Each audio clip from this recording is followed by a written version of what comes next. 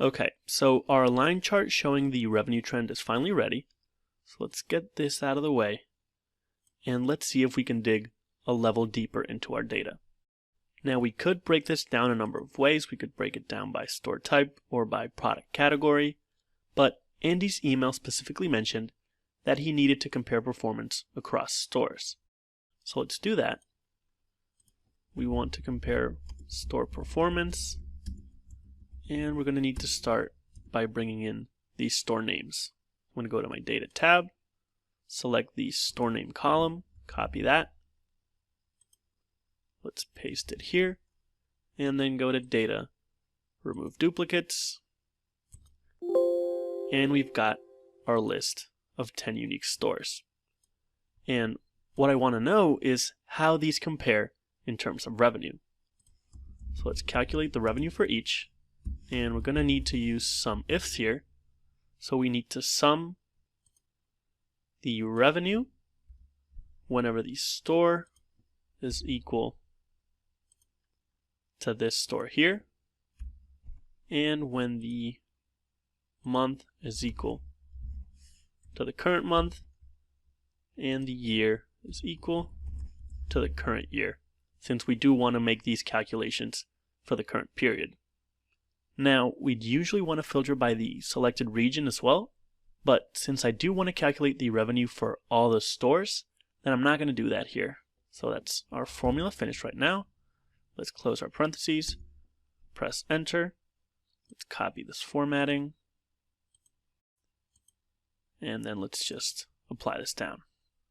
Alright, so now we know the overall revenue, but I also want to see their month-over-month percentage change to see which stores are impacting these KPIs the most. And to calculate that, we first need to bring in our previous month revenue. So again, we're going to need to use some ifs. And again, we want the sum of the revenue when the store is equal to this store here, and this is going to apply down. When the month is equal to the previous month, since we do want the previous month revenue, and whenever the year is equal to the previous month year filter that we set up specifically for these calculations. So let's close that. Press enter, apply the formatting, and then just apply this down. And now that we have this, then we can calculate the month-over-month percentage change. I'm just going to get rid of the semicolon here, and this is going to be equal to the revenue for the current period divided by the previous period minus 1. Let's format this as a percentage and apply it down.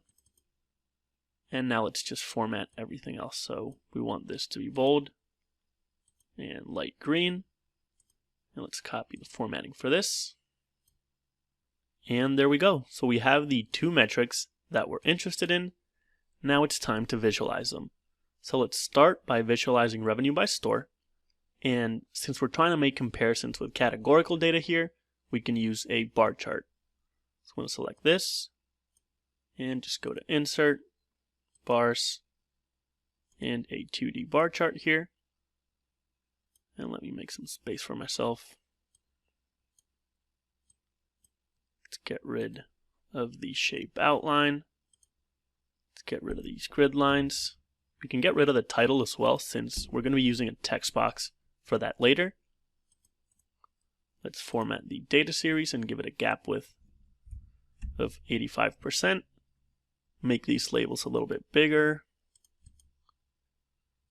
And I'm going to get rid of this axis as well, and we can just add some data labels instead. And finally, I do want to add an axis label just so we know that we're looking at revenue here.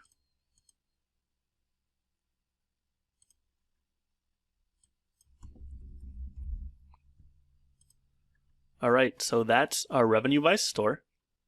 And now for our second bar chart, what I can do is just select this, hold Control Shift until I get this plus sign, and then just click and drag to create a second bar chart right next to it.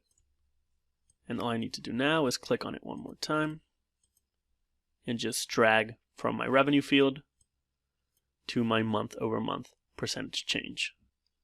Now, as I do this, you'll notice that the labels are overlapping here. What we can do is just select them, right-click, and if we go to Format the Axis and go to the label options here, we can change the label position from next to the axis to low. And that's just going to left align it like this. I'm going to close this. But there is something even better that we can do. So let me just select my bar chart again. And if I drag it close to this one, you'll notice that the bars perfectly align with each other. So what we can do is just remove these labels altogether. Let's do that. And then our eyes will automatically associate these bars with these labels.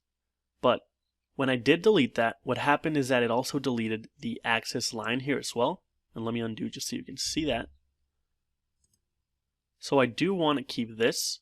So what we can do, or what we normally would do, is to select this, go to Format the Axis, and in the number formatting options, you can apply a custom format,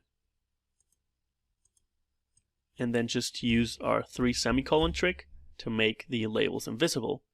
But if I click Add, you'll notice that nothing happens. And the problem is that this is for number formatting, but these aren't numbers. So this isn't actually going to work in this scenario. But what we can do, I'm going to select my chart one more time, and then go to Select Data. We can edit these axis labels and switch them from the actual stores to just a blank space. And if I do that, you'll notice that we still have our line, but now all we have are blank values here. So let's just change this from revenue to month-over-month percentage. And let me insert my symbol here. So month-over-month percentage change.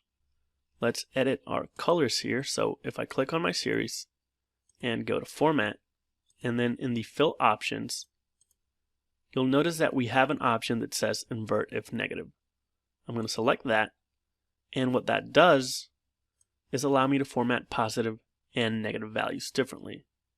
So if I go to Solid Fill, I can do a green color for the positive values and a red color for the negative values. Let's add some data labels as well.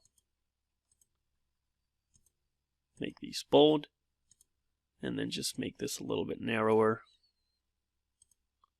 Align this in the center here. And in order to bring this closer to this, I'm actually going to change my labels here.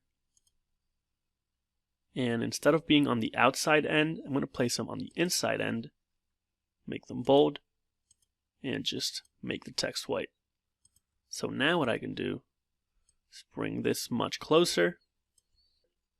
And now we have a nice set of complementary bar charts. Let me move this label a little bit to the left here. And there we go.